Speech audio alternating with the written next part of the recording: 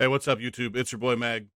We're going to talk about the 4060 Ti today and all of these reviews and the review failures, if you will. So let's get into it.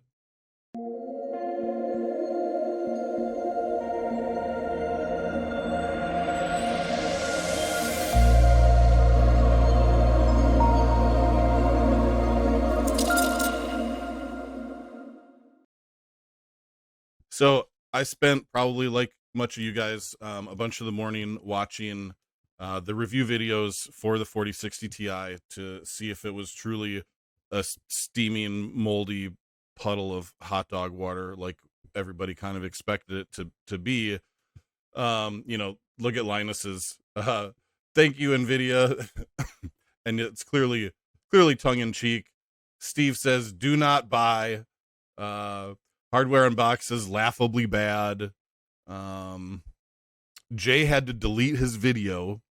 I don't see his video on here. I don't know if he deleted it or not, but PC Centric had an hour-long apology stream for his video. It's pretty nuts out here today. Here's Tech Yes City. Would have cost $289 by 2020's dollar. Z-Worms Gaming, I am not impressed. Kit Guru, we just can't recommend it.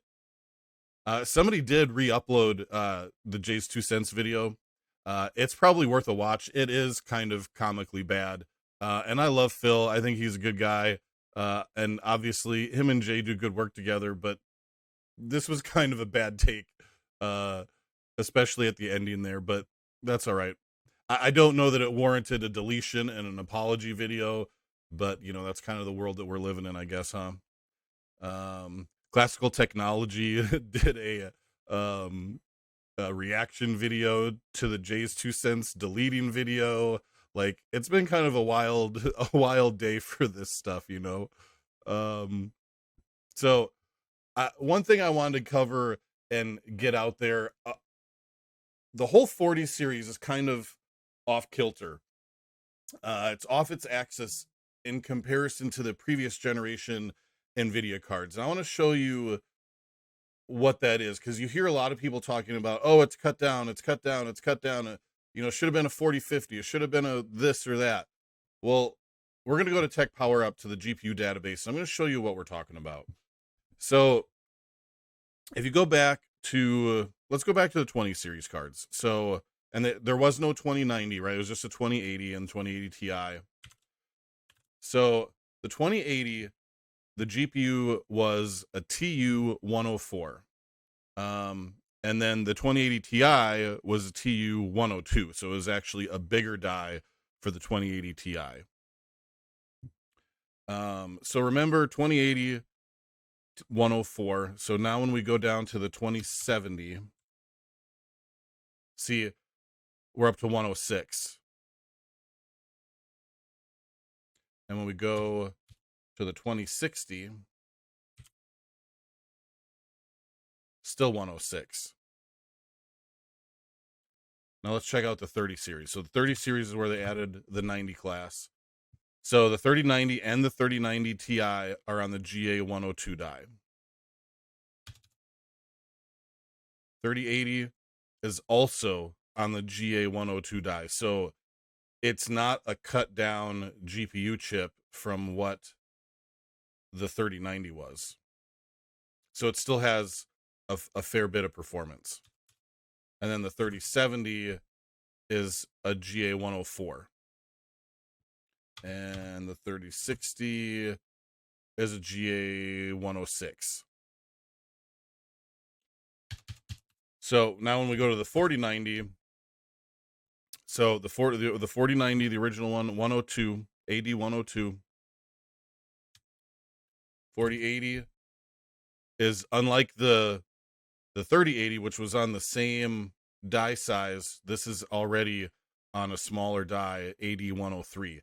So the whole 40 series from the 4080 on down is on a smaller, more cut down die than the previous generations were. That's what everybody's talking about. 4070, we're on AD 104.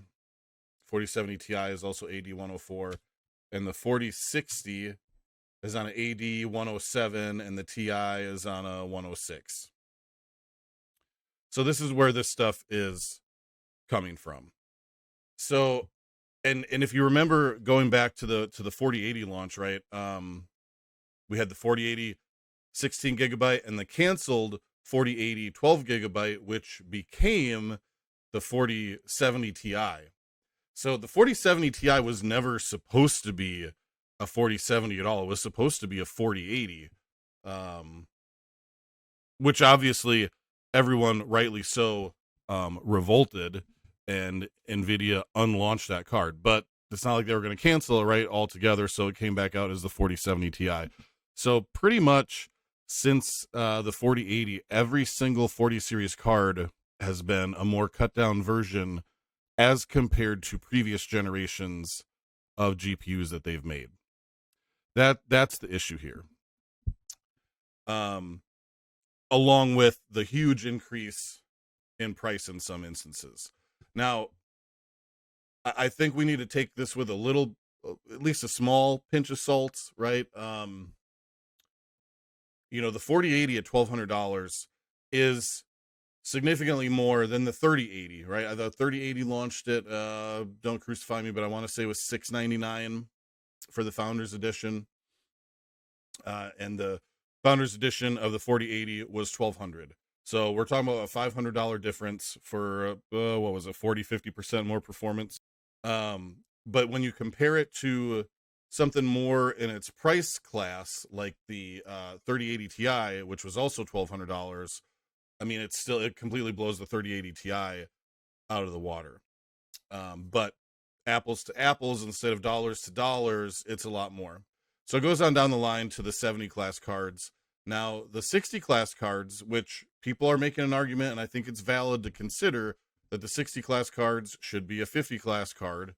At least dollar for dollar, 60 class for 60 class, they did not increase the price on the 4060 Ti. It is, well, other than this 16 gigabyte model that they're launching in July. So the 3060 Ti was $400, and the 4060 Ti is also $400. But here's the issue. It just doesn't make sense as an upgrade at $400 when it's barely any better. It's like averaging about 12% better, and in a lot of cases it's 2% or less than 12% at any rate. The 3070 beats it in some instances, especially in 1440p. And you might say, oh, well, it's a 70 class, of course it's going to be a 60 class. Well, typically, as the new generations come out, the 60 class is going to beat the previous 70 class. You know, the 70 class is going to beat the previous 80 class, you know, et cetera, et cetera. Like when you look at the 3070 Ti or the 4070 Ti, you know, it beats out a 3090 Ti in a lot of aspects. It is short on the VRAM, and there are some applications, some things where the 3090 Ti performs better, but in general gaming circumstances, 4070 Ti is better than a 3090 Ti. So that's the kind of stuff that we're dealing with here. So all in all, I think it's justified to be upset with this 4060 Ti. You know, yes, it's the same amount of money, but it is a generation to generation improvement of basically nothing. You know, Nvidia is trying to hang its hat on frame generation and DLSS 3 and third generation RT cores, which is cool, but consumers have made it pretty clear that that's not the driving factor for them to buy a new GPU. A lot of people like it. I love DLSS. I love ray tracing. I use those features a lot in my 4080, my 4070 builds, but it gets kind of hard to justify a brand new GPU that generationally doesn't improve any and just adds a couple of features like that. You know, 3060 Ti still has DLSS 2, which is also pretty good. So I just don't think they should have hung their hat on DLSS 3 and frame gen being the selling point. I will give them a little bit of kudos for not raising the price. I kind of expected them to do that, but at $400, it's just kind of meh. Um, I don't think most people should run out and buy one.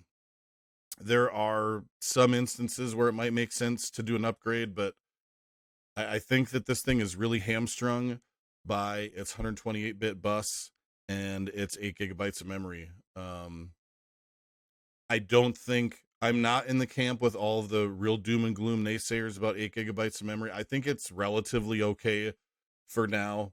Um, we've only got a few games out there. I mean, literally a handful, like 4 games that we've seen issues with systems running out of VRAM. But, we're only halfway through the year, so what are things going to look like in 2 years and 3 years? Um, we all want gaming to improve. We all want these photorealistic graphics like we're getting in Unreal Engine 5. So, the 4060 Ti is not going to have the staying power of something like a 1060 or a 1070 or 1080. Honestly, Nvidia probably ruined us and ruined themselves with the Pascal cards, because there's just no comparison. Uh, I'm working. I actually stopped working on the build for the 1080 Ti to do this video, because I just wanted to get it out there and talk about this lunacy. But this card and even the 1080 are still viable cards today. No, you're not going to play Cyberpunk at 60 FPS on this thing in 4K, but it's still in 1440p, pretty successful. Older titles in 4K, from when this card came out, it's still gonna do well. This 3060 Ti, or 4060 Ti rather, sorry, is not gonna hang around like these older cards do. The 1060 is still a very, very popular card on Steam. So this thing just doesn't make a ton of sense. If you are upgrading from a 1060, maybe it makes a little bit of sense, but look, even a 1060 has a 192-bit bus. Like, that's part of why it's been able to hang in there. Now, it is only 3 gigabytes, but I don't know. I don't think it's gonna have staying power. And I think that's probably why Jay deleted that video, because of Phil's comment at the end, comparing it to the 1060. It is not going to stick around like the 1060. There's just no way. Now, I don't know that any card is going to stick around like the Pascal cards did, just because of how fast technology is moving, how fast games are getting that much more intense. The increasing prevalence of 4K gaming, the price of 4K monitors and TVs is coming way down. There's going to be more people that want to play in 4K than ever used to. So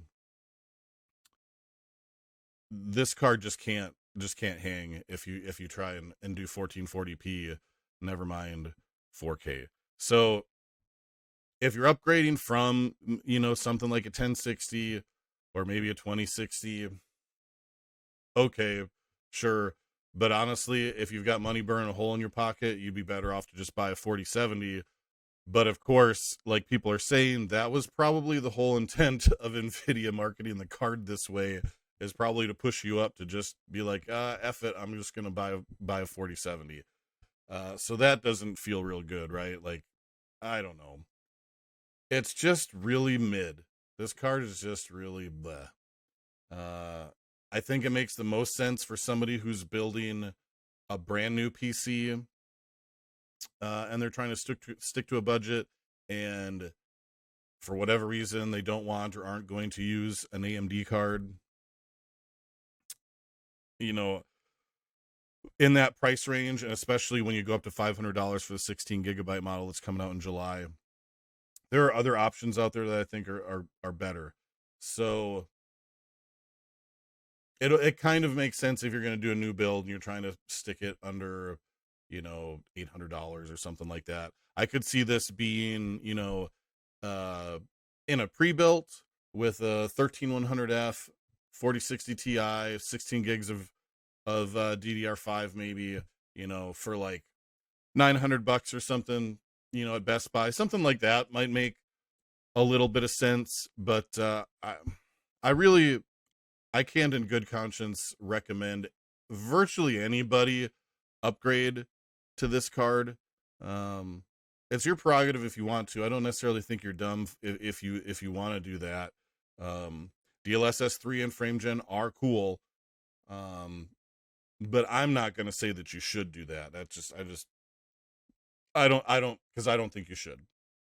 I was even considering going out and getting one of these on Thursday, and it's just so mid. There's no point.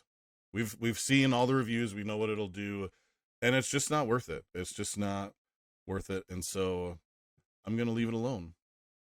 And that is that. We'll catch you on the next one. Don't forget to like and subscribe. Peace.